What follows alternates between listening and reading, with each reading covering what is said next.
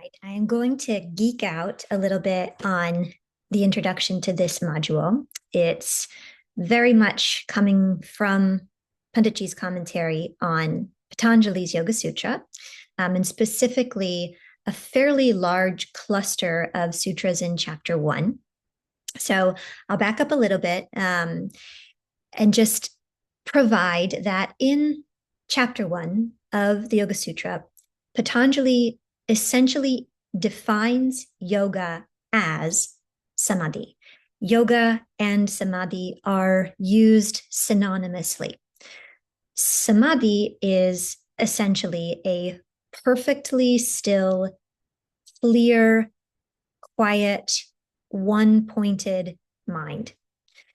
That mind allows us to experience full absorption with the object of meditation, which the highest stages of samadhi, that object of meditation is the divine itself. So union with the divine is samadhi, is yoga. Okay, so how do we do that? That's what this module is exploring. So this module is exploring the application of yoga as a practice. So you probably hear some funny noises in the background. My dog just got really excited that my fiance is home. So there's that. So, okay, how do we do this yoga thing? Patanjali dedicates a very large chunk of chapter 1 to answering that question. It goes all the way from Sutra 112 to Sutra 122. It's 10 sutras, and knowing the style of writing that is sutra writing, knowing that it is by definition incredibly precise and succinct, the fact that so many sutras have been dedicated to this signifies its importance. There are very few other clusters of sutras that are so verbose, so lengthy.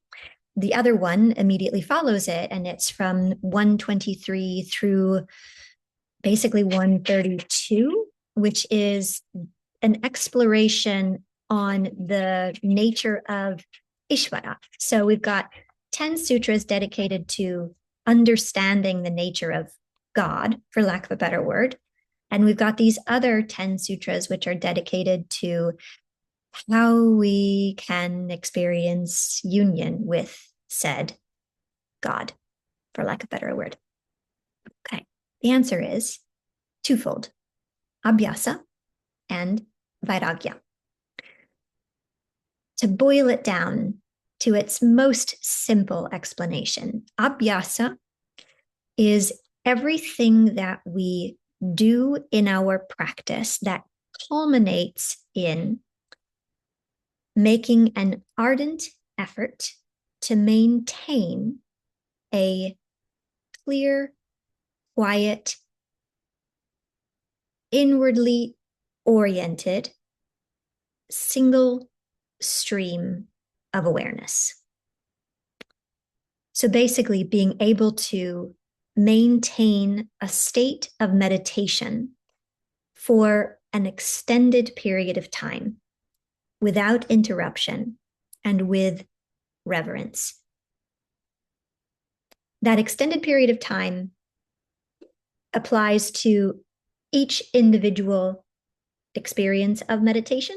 So every time we sit down and close our eyes and go inside, we want that to become more and more uninterrupted.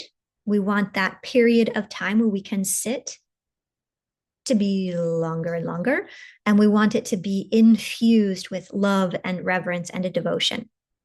That's also one of the sutras that's in this little cluster.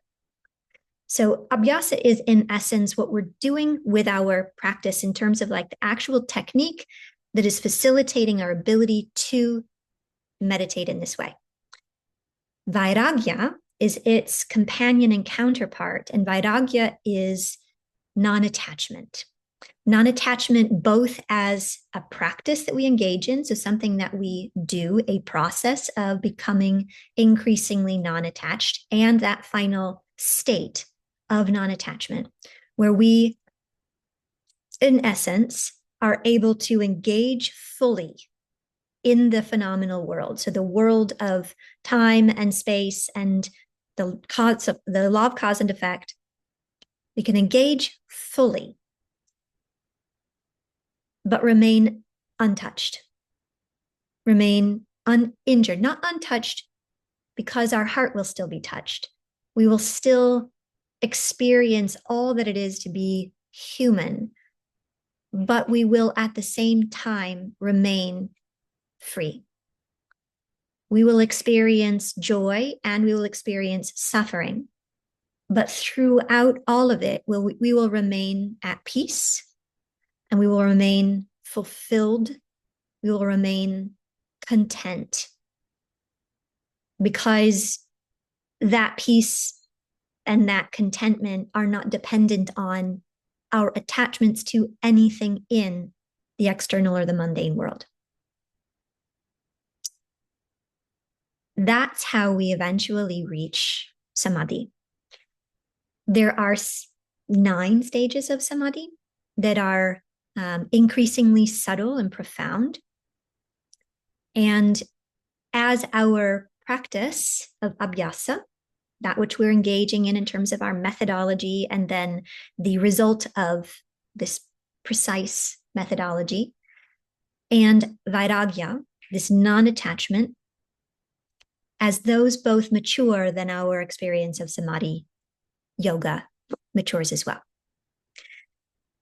Another way of phrasing this is finding that blend, that balance, and it's an ongoing balance of self-effort and surrender. Self-effort, Abhyasa, surrender, Vairagya.